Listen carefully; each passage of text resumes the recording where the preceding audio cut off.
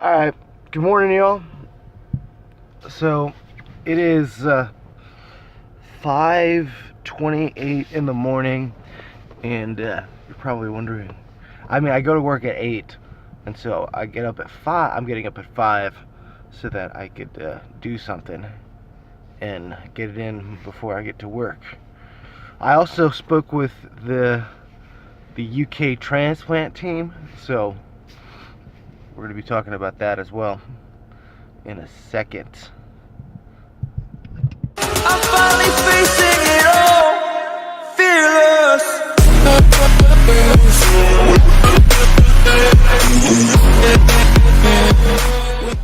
I'm up at 5 in the morning because it's two reasons.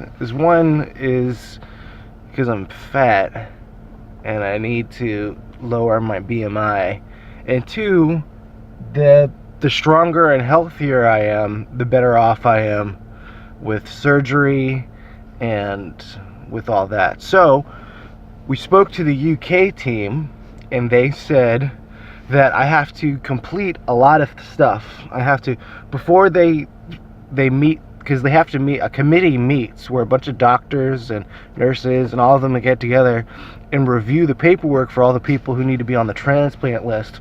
And then they talk about who goes on the transplant list, and anything can postpone you from being on the transplant list. So if my BMI is too high, I get postponed. If my A1C is off, which is my glucose for the past 3 months, that can bump me off, whatever. So they did blood work, and even if my blood work comes back and my immune system is too strong, then that also could bump me off. But we'll find out Wednesday because that's when the committee meets. We'll find out this coming Wednesday if I get on that list, if everything was okay. But to help this out, I want to start swimming again and exercising. So it's really tough because, number one, I'm already super fatigued as it is. So being fatigued makes just everything twice as hard. Like getting up, working out. And so I've been trying to get up and go do some laps at the local pool, but that's been really tough because I'm super tired.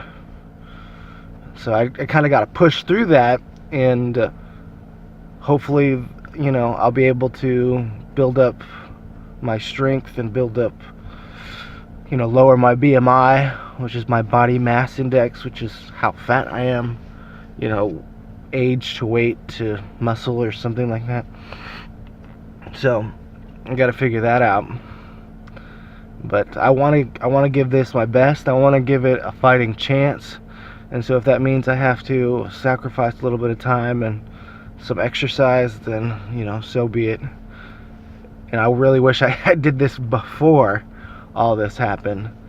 That would have been better. But here we are. So no need to, continue to cry over this. So I'm just going to try to get to work and do this. So I'm going to go into the pool, do some laps, maybe 2 push-ups. We'll see. And man, I am cold too. It's cold in the morning, and then I am always just freezing cold. And so then maybe I could get that done and actually do some stuff, some good today. All right, so I didn't film anything about me going to work, so I'm actually back home from work. I thought you guys probably would be too boring to watch me, get ready for work and drive to work, but I swam a couple laps. I did about 6. I only filmed a couple of those because I was actually kind of shy. There was a bunch of people in the pool, so the moment I started filming, I was the only one physically in the pool, but there were other people around, so I still was kind of nervous about it. But a little stage fright, judgment. I'll get over it eventually. I'm sure I will. But I did about 6 laps. Well, really about 7.5, maybe 8. So still not a whole lot, and I pretty much did the same thing. You know, I would swim to one end, sit there for 5 seconds, or maybe longer, most likely a lot longer, huff and puff, and then swim back, and then do it all over again, try to breathe. And what's also like super embarrassing about it is like there are these old guys next to me. They're probably in their 60s, maybe even more, and they're just non-stop going. And so here I am, you know, me covered in tattoos, can only swim one lap at a time. But there's this one guy who's always kind of encouraging me. The other guys, they're all judging me.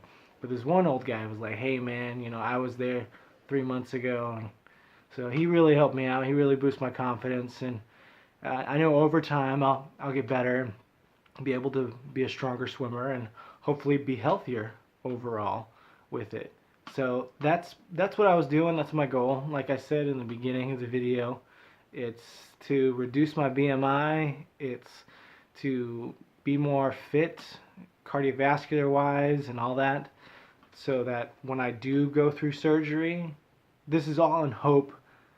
You know, I'd rather hope and prepare for that stage than not be ready for it, if that makes any sense. You know, even if I, for some reason, my A1C is off, and they knock me off, not knock me off, but postpone me for the kidney transplant, or, you know, my immune system's too strong, at least I did the steps necessary to be fully prepared. And then all I have to do is try to fix those things as best as I can. So I'm just trying to do my part. Trying to get my A1C down. Luckily, I was able to get my blood pressure down. So a couple weeks ago, my blood pressure was like 200 over 120. It was really bad. Like, I thought I was going to have a heart attack or a stroke. And who knows, I still might. You know, the day's not over. So we'll see.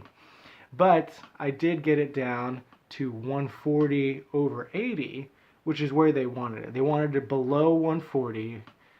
So we pretty much did that. And hopefully with the continued diet and exercise, maybe I can even get it down lower. I pretty much don't have very much sodium in my diet at all. I have a little bit because I still can't kick sodas. But I switched sodas, so I'm not drinking dark sodas. I'm drinking light sodas like 7-Up and Sprite, stuff like that. Which still, again, sodas aren't great for you. But Sprite and 7-Up have lower sodium in it. So you got to pay attention to those food labels because they do tell you a lot. And pay attention to the servings because that's something that'll trick you. You'll be like, oh, this has low sodium, but it says like for a serving size of 4. So, you know, you eat a whole bag of chips and you're like, oh, you know, it said it only had 120 milligrams or something like that. And then you see, like, oh, no, it was for 4 servings. And you just busted through 4 servings of 120 something milligrams of sodium. So guess what? Where you're at now, you're at 400 and something grams of sodium. So just pay attention to that if you're trying to watch your labels. I really do want to do a video on nutrition. I also do want to do a video on symptoms, like what are the causes of symptoms. So I keep telling you guys I'm going to do these things, and I swear I have all intentions of doing them, but you know, anyway, excuses, more excuses. Here's a couple more excuses, which is another excuse. So I'm working on it. I will try. And I'd really appreciate it if you guys will like and subscribe. Please tell your friends, please tell your family, please tell everyone you know that this is a vlog about kidney disease. It's about diabetes. It's about diabetes complications. It's about kidney disease. And it's about me. It's about what I'm going through and how I'm dealing with it. So again, my story is not going to be the same as everyone else's. So just bear that in mind. But this is how I'm trying to deal with it, and this is what I'm trying to do. And in turn, I'm trying to provide as much information as possible and to try to help as much as I can in what little ways that I can do so. So please like, subscribe, check out I'm sorry, I don't have Twitter. No, I don't like Twitter, so I don't do Twitter. But check out my Instagram, check out my Facebook, and check out my YouTube, which is The Right Leg and it's all going to be in the descriptions. So it's the right leg or the right leg vlog, and like I said, all the links will be in the description below, so you can check me out on those platforms. But please help me out and get the word out, because I do want to try to impact in some way. And the way I know how to build up more content is by other people who are going through this, or other people who have questions, or people who have concerns. So please comment and let me know what you want and what you want to see and what you like me to talk about, because it'll really drive me to pursue those answers to those questions. But anyway, look forward in the future for some interviews with some people who have been through kidney disease, or who have kidney disease, who are on dialysis, or who have had transplants. Or I would like to interview a nephrologist. I would also like to interview a nutritionist. I'd also like to interview a Medicare specialist. And I'd like to go over each symptoms individually as individual videos on what are the causes of the symptoms and how you can alleviate some of your symptoms. So stay tuned for that. And I really hope to see you guys in the next video. Bye. All right, also super quick, the UK people gave me a living donor coordinator number. So if anybody's interested in donating via living donor, you can contact this lady and she'll start you up on the paperwork. Since I'm not quite there through the process yet, since I haven't met with the committee yet, they can't really do anything like test wise, but they can start with a questionnaire and stuff like that. So here's her information. Ooh, let's see how well I can hold that. There's her phone number. Just in case you didn't get it, it's the Living Donor Coordinator, Lynn Polly. Her phone number is 859-323-2467, or her direct number is 859-323-5737. And the TF number, which is the telephone number, I guess. Is that what TF stands for? I don't know. Maybe. Yeah, sure. Is 866-474-6544.